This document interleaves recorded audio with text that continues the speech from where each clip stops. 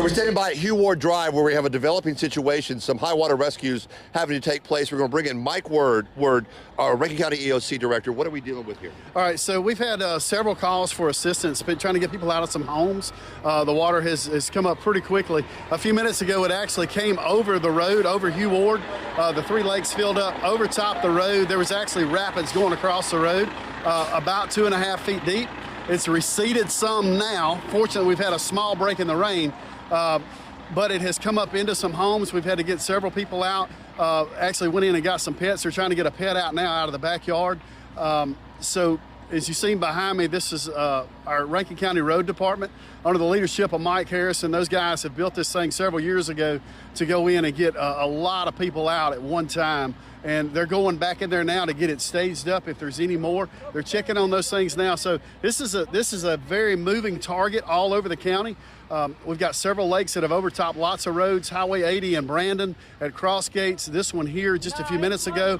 And we've got roads that are flooded all over the county. So turn around, don't drown, don't get out. This is not the time to go look and see.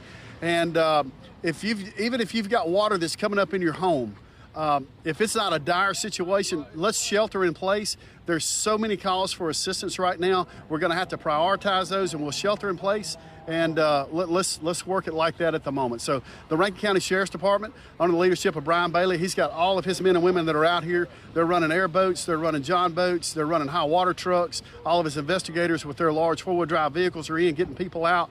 The EOC, our local fire departments, Josh Swell, Scott Berry with Reservoir, have been running all morning long here. So this snuck up quick, though. There's a lot of water in a short amount of time, well, right? We knew it was coming. We've had a lot of rain over the last couple of days, right. And it was kind of a roll of the dice of last night and early this morning. How much were we really going to get? We knew everything was full, but how do you stop the rain? All you can do at this point is stage up and react to it, which we did yesterday. Mm-hmm. We staged boats, we staged trucks, we made sure everything was ready to go and saved our people. So when the calls for assistance come in, depending on what place hits worse, that's where we go first. All right, thanks a lot. Mike Ward, Rankin County EOC Director. So let's give you a lay of the land. Come with me, Uriah. These are whether the road's blocked off here. We're at Hugh Ward Drive and West Pinebrook Drive. Let's take a walk and see what we're looking at around the corner. We saw that big rig coming in. That's a repurposed military vehicle. So I'm just kind of walking around the corner. I haven't seen this yet, but you see a pond, what used to be a neighborhood street. And we're going to keep going because as you turn the corner here where they've had it blocked off, you get a feel for what they're dealing with here in Rankin County. Again, we're off Hugh Ward Drive, and this is a lake.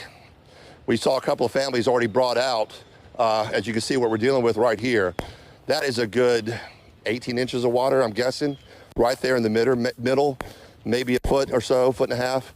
And so we're continuing to walk down here in this subdivision where the Rankin County emergency responders have now blocked off the roadway, and they've sent in that high water truck to come back in and see who needs help in getting out of this area because you can't drive a car. Uriah, you might want to stay about right there, my friend. Yeah, I'm not going to too far.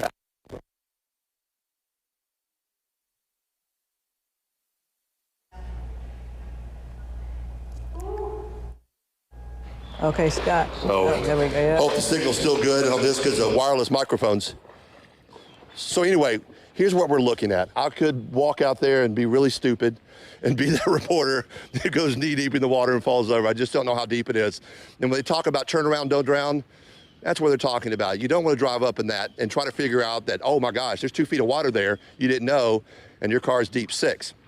So what they did was they took that repurposed military vehicle with the trailer on the back that's repurposed also. And they're driving through trying to find out who in this neighborhood needs to be brought out to the main roadway so that they can find high ground. So much water has come in so quickly in this area that it's inundated to this little pooling area. This is Pine Leaf Cove where we're standing in this lake that used to be an intersection of this subdivision. So this is what we're dealing with. And we were over on Old Fannin and North Shore Parkway a short while ago. Reservoir Patrol had brought cones in because they were blocking off the North Shore Causeway approach to that roadway because so much water fell so fast. And the problem was that people will drive through that. They think that their passenger vehicle can get through and make it all the way across. So that's always a problem.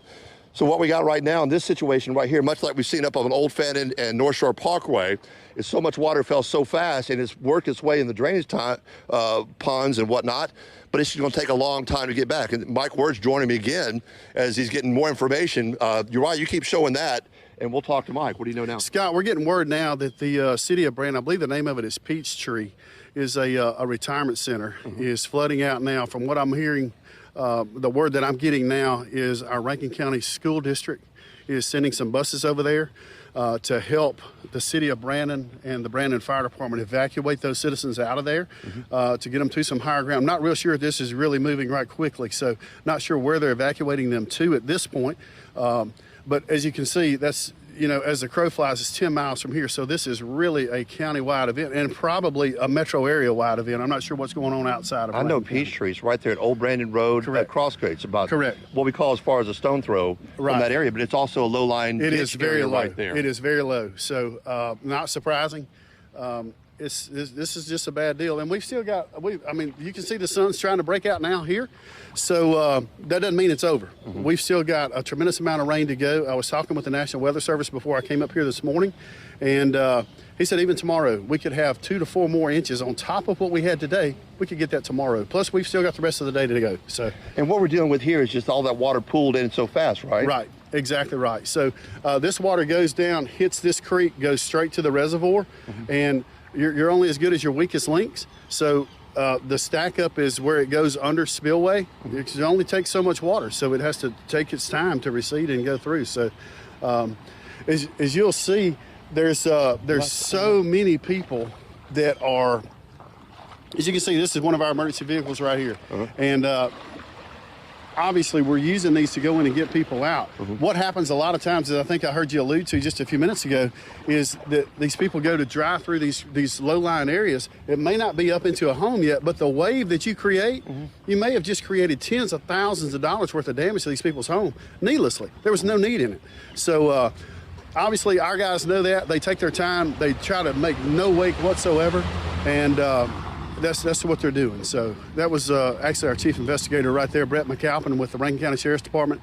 To my knowledge, I think he's made 3 already this morning. So I've talked to a he's couple. been busy. They came out of there. They've been doing good work. All right. Thanks Absolutely. a lot, Mike. Thank you, guys. So again, we're sitting here at Pine Leaf Cove, right off of Hugh Ward Drive, where they have set up barricades on the main roadway. They've sent high water vehicles in. You just saw one for the Sheriff's Department roll in. They had that military vehicle go in, and they have that trailer they're pulling. And what they're doing is looking for people who need a ride out. And we're going to keep following this for you and bring it. I think I hear it coming around the corner, but it may be going down the street, so we don't know. We're going to keep following things here. Again, we're in Rankin County following the flooding conditions that continue to come in. Live in Flowood, Scott Simmons, 16 WAPT News. And you know, Scott, we want to ask you, is this a neighborhood that's prone to flooding? Have they seen this or dealt with this before in this area? The trick is that we've seen flooding in this area, but as Mike Word talked about earlier, those 3 ponds, basically water retention ponds is what they are. They're for decoration. They've never crossed over Hugh Ward before. But as housing developments come in, drainage projects continue to add more water into those outflow areas, they can bottle up in worst case scenarios. This is a worst case scenario. You're talking about 4.5 to 7 inches of rain just in the upper Pearl area. And so again, we talked about that earlier in the broadcast. That water that came in the upper Pearl is going to come in the reservoir. The spillway will start to measure that out.